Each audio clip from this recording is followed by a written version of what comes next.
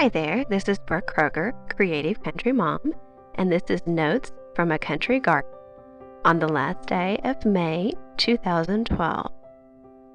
My growing season is going strong. As you can see, I have lots of bumblebees and butterflies fluttering around because we have a lot of colorful blooms right now. This has taken a bit of planning and readjusting over the last couple years to get this area this full, but I am extremely pleased with how it looks. And it will continue to look like this through fall with the help of my sages and coneflowers and a lot of blanket flowers and annuals like moss verbena, and there is also marigolds, coreopsis, you name it, I've kind of put it in there.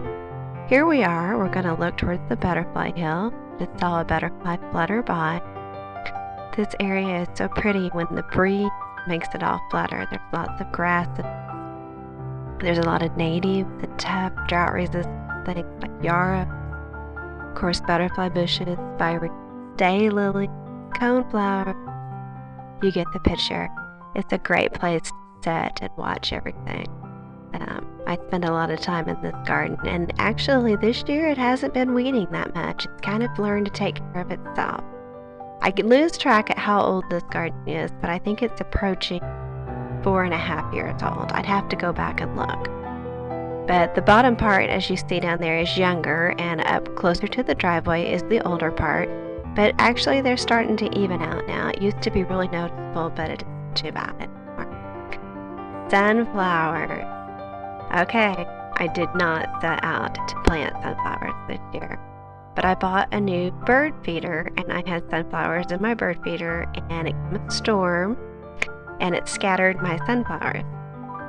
Well, for a long time I was pulling them out, and there was a few that I missed, and I left them to grow, and now I wished I would have let them all grow because they are so pretty. So even if they get yucky and they start to set seed later in the fall, I can pull them out, but right now they are just gorgeous. Here is my Lowe's container. Oh, I'm so excited about this project. And again, it's a little bit dark. It's acting like it's trying to rain, but you can see how pretty that it is. And I love to grow roses in containers.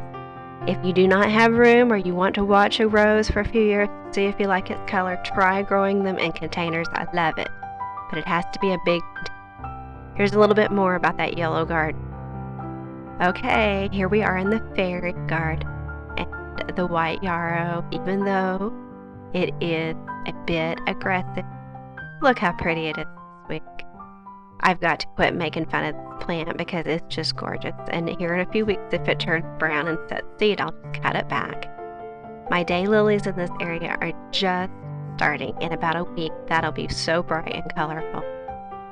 But I want to show you these hydrangeas. They are so gorgeous this year. That's a variegata, and that's indigo blue. Oh, I think there's 17 hydrangeas in this area. I love them.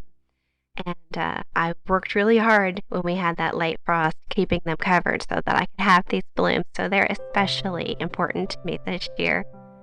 This is that new bed. It's 1 year old. It's on the opposite side of the walk, and I think I'm going to continue it. Just don't tell my husband. I've been considering making it a little bit longer and deeper. But here we are around. This is my lamb's ear, and it needs cut back, but the bees just love it, and it's kind of fun to watch them. But that's going to be my project this week, is cutting back that big patch of lamb's ear. Roses and Invincible Spirit hydrangea found, and 2 new hydrangeas. And Toby the garden cat.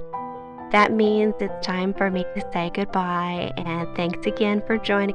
You can find me on the web at creativecountrymom.blogspot.com. Thanks so much.